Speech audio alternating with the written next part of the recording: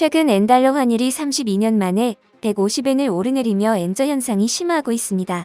금융 완화 정책을 고수하는 일본 정부와 중앙은행이 이례적으로 나서서 시장에 직접 개입할 정도였는데요.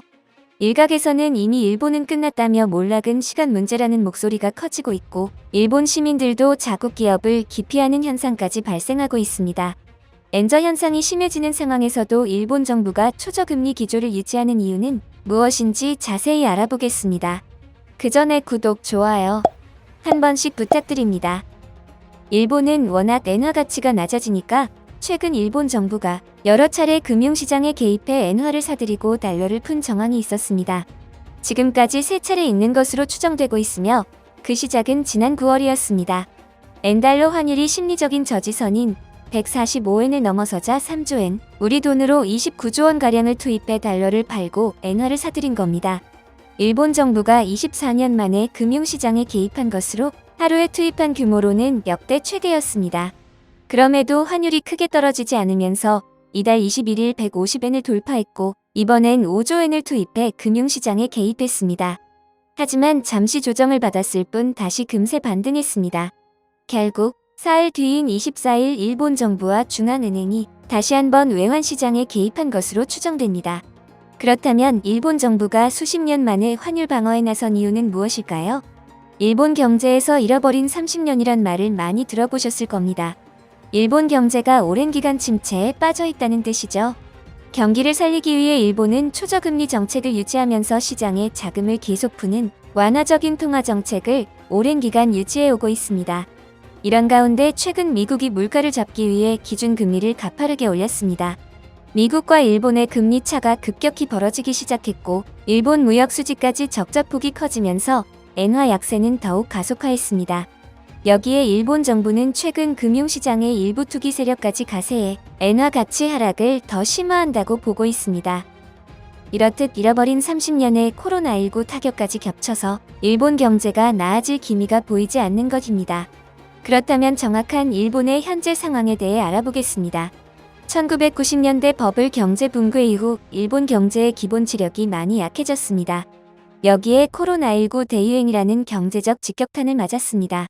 다른 국가들보다 일본이 코로나19의 경제적 충격으로부터 회복이 느린 이유입니다.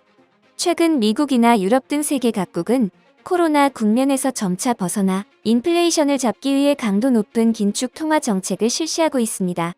하지만 경제 회복 속도가 느린 일본은 이러한 전 세계적 흐름에 동참하지 못하고 완화적 통화 정책을 계속할 수밖에 없는 상황입니다.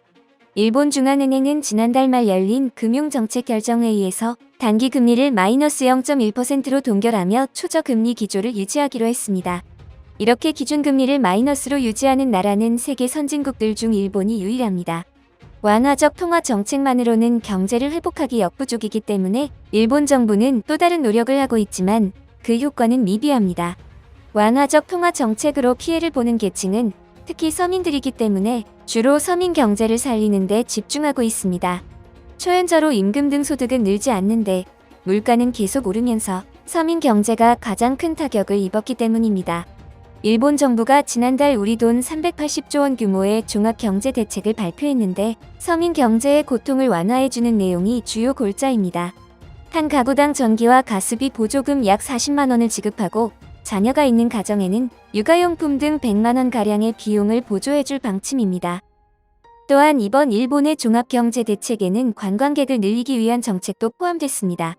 엔화 약세인 만큼 일본 관광 비용이 싸지기 때문에 외국인 관광객들이 많이 올 수 있는 여건을 활용하자는 겁니다. 한 해 방일 관광객 3천만 명, 관광 소비액 50조 원 달성을 목표로 하고 있습니다.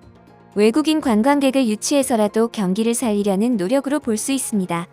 하지만 일본 정부의 노력에도 불구하고 과거의 업보가 되돌아오듯 일본 경제의 전망은 그다지 밝지 않습니다. 환율을 방어하고 관광도 활성화하는 등 일본 정부가 다각도로 노력하고 있지만 쉽지 않은 상황입니다. IMF가 지난달 발표한 세계 경제 전망 보고서를 보면 올해 일본의 경제 성장률은 1.7%로 예측돼 선진국 평균인 2.5%에 한참 못 미치고 있습니다. 반면 우리나라는 2.6%의 경제 성장률이 예측되고 있습니다. 전 세계적인 경기 침체 위기 속에 내년엔 경제 상황이 더 안 좋아질 수 있다는 우려도 나옵니다. IMF는 일본의 내년 경제 성장률을 올해보다 0.1%포인트가 더 내린 1.6%로 전망했습니다. 여러분들의 생각은 어떠신가요? 댓글로 여러분들의 생각을 적어주세요. 지금까지 비타뉴스였습니다. 시청해주셔서 감사합니다.